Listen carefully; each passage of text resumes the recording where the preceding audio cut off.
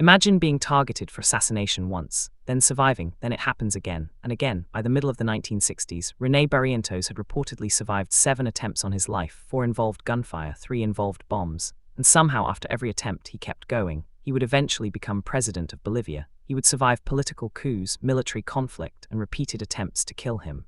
But the strangest part of the story came at the end. After surviving 7 assassination attempts, René Barrientos would die in an aircraft accident. Not from an assassin's bullet, not from a bomb, but in a helicopter crash while he was still president. To understand how a man could survive so many attempts on his life, we have to go back to Bolivia in the years before he became one of the country's most powerful men. René Barrientos Ortuño was born on May 30, 1919, in Tarata, in Bolivia's Cochabamba region. His father died when René was still young, and he spent part of his childhood in a Franciscan orphanage. His early life was not one of wealth or privilege. Instead, he had to work and study his way forward. Eventually, Barrientos chose a military career. He entered Bolivia's military academy and graduated as an officer in the early 1940s. But the military was changing rapidly, and Barrientos developed a particular interest in aviation. He trained as a pilot and later received further aviation training in the United States. By the 1950s, he was rising through Bolivia's military establishment. Then came a political revolution. In 1952, Bolivia experienced a major revolution led by the Movimiento Nacionalista Revolucionario, or MNR. The political movement introduced major changes, including land reform and the nationalization of the country's large tin mines. Barrientos supported the revolution. His political connections helped him rise quickly through the military. By 1957, when Bolivia's Air Force became a separate branch of the armed forces, Barrientos was appointed its commander, and by 1962 he had become a general. He was no longer simply a military officer, he was a political figure, and that was when his life began to become dangerous. Bolivia had a long history of political instability. Governments rose and fell, military officers competed for power, political factions fought for influence, and Barrientos was becoming increasingly important. By 1964, he had entered national politics directly. President Victor Paz Estenssoro selected Barrientos as his vice-presidential running mate. The partnership would not last. Before long, political tensions between Barrientos and Paz became severe. Barrientos was not willing to remain a minor figure in the government. He had his own supporters, he had influence within the military, and he had already survived dangerous political conflicts. Then the attempts on his life began. The exact number and details of every attempt are not equally well documented, and historical accounts sometimes differ, but contemporary reporting in the 1960s described Barrientos as having survived 7 assassination attempts. The first attempts were connected to the intense political struggle surrounding him. Some came in the form of gun attacks, others involved explosives. One of the most remarkable incidents happened in 1964. Barrientos was traveling when an attacker fired at him. The bullet struck the pilot wings attached to his military uniform and caused only a minor injury. That detail became part of his legend. He had been targeted at close range. The shot had apparently found its mark, yet Barrientos survived. Instead of disappearing from public life, he became even more famous. The attack helped create an image of Barrientos as a man who seemed almost impossible to kill. But there was a political consequence as well. The attack made him more popular. The public saw him as a military leader who had survived an attempt on his life. His political value increased, and soon the same man who had been fighting for political influence was on his way to the very top of the country. In November 1964, Barrientos and General Alfredo Ovando Candia took part in a military coup that removed President Paz Estenssoro from power. Barrientos became one of the country's most powerful leaders, but Bolivia's political crisis did not disappear. It simply changed shape. Barrientos became head of the military government. For a time, he shared power with Ovando. Then in 1966, Barrientos ran for president. He won the election and became Bolivia's constitutional president. He had reached the position he had been fighting toward, but becoming president did not make the threats disappear. If anything, it gave his enemies even more reason to target him. Barrientos governed during a period of intense political conflict. He had strong support among many Bolivian peasants, particularly in the Cochabamba region. At the same time, he faced opposition from labor groups, miners, left-wing political organizations, and revolutionary movements. The Cold War was shaping politics throughout Latin America. The Cuban Revolution had demonstrated that revolutionary movements could challenge governments in the region. And in 1966, a revolutionary figure arrived in Bolivia who would become famous around the world. His name was Ernesto Che Guevara. Guevara entered Bolivia with the goal of organizing a guerrilla movement. Barrientos' government viewed the guerrillas as a major threat. The Bolivian military launched operations against them. The The conflict eventually ended with Guevara's capture and execution in October 1967. Barrientos had survived another major political challenge, but his government was also controversial. His administration used military force against political opponents and workers. The 1967 San Juan massacre, in which Bolivian forces attacked mining communities, became one of the darkest episodes associated with his government. So while Barrientos was celebrated by supporters as a strong leader who brought order, opponents saw him as an authoritarian ruler who relied heavily on the military. And throughout all of this, the threat to his life remained. By 1965, contemporary reports were already describing Barrientos as a man who had survived 7 assassination attempts. One report described 4 attempts involving gunfire and 3 involving bombs.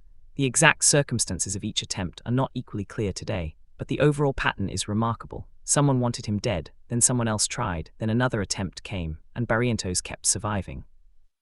It is important not to turn this into a simple superhero story.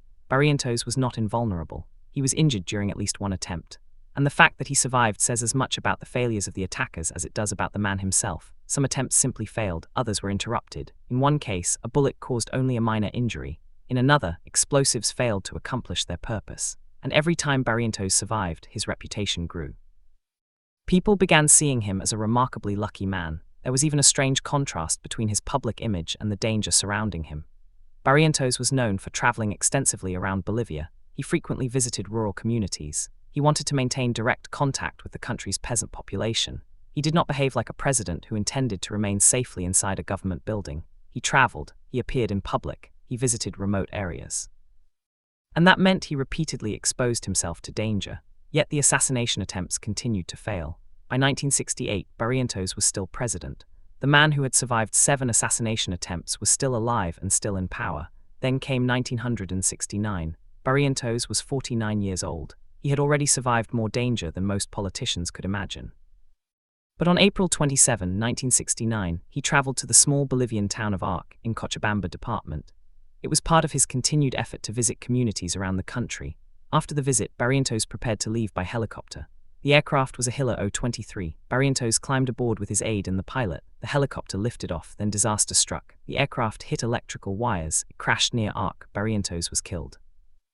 The president who had survived 7 assassination attempts was dead. He had survived gunfire. He had survived bombs. He had survived political violence. But he could not survive the helicopter crash. Barrientos was only 49 years old. And immediately questions began to spread. Was it really an accident, or had someone finally succeeded in killing him? Rumors of assassination appeared almost immediately. The political atmosphere made the suspicion understandable. Barrientos had many enemies. He had spent years fighting political opponents. His government had used force against revolutionary movements, and he had survived several attempts on his life. So when his helicopter crashed, some people naturally wondered whether the crash had been deliberately caused. But there is an important distinction. There has never been conclusive proof that Barrientos was assassinated in the helicopter crash.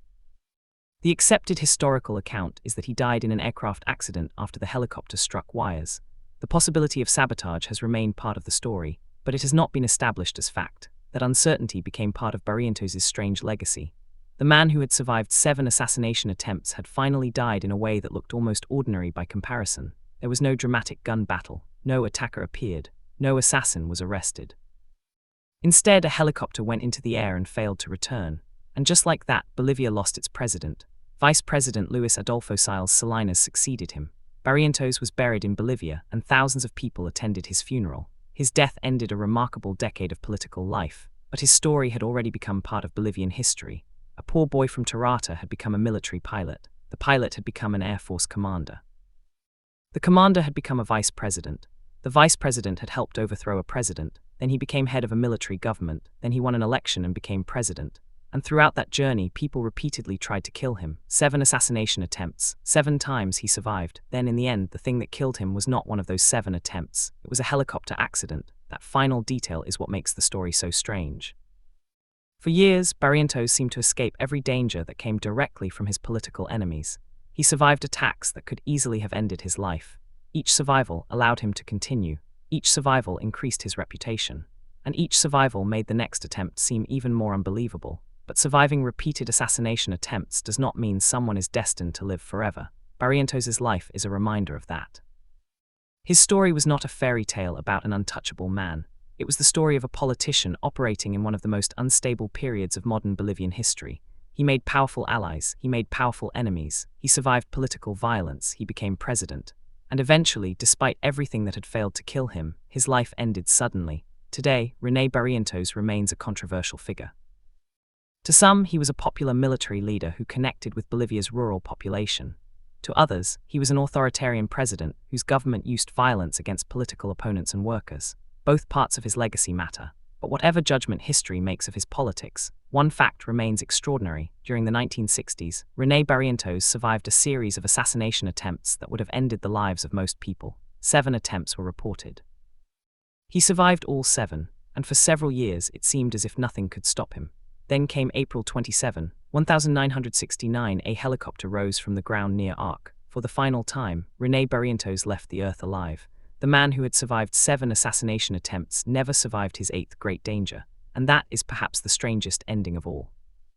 After spending years escaping people who wanted him dead, René Barrientos died because of an aircraft accident. The bullets missed, the bombs failed, the political enemies failed, but in the end, it was not an assassin who ended the life of the man who seemed almost impossible to kill.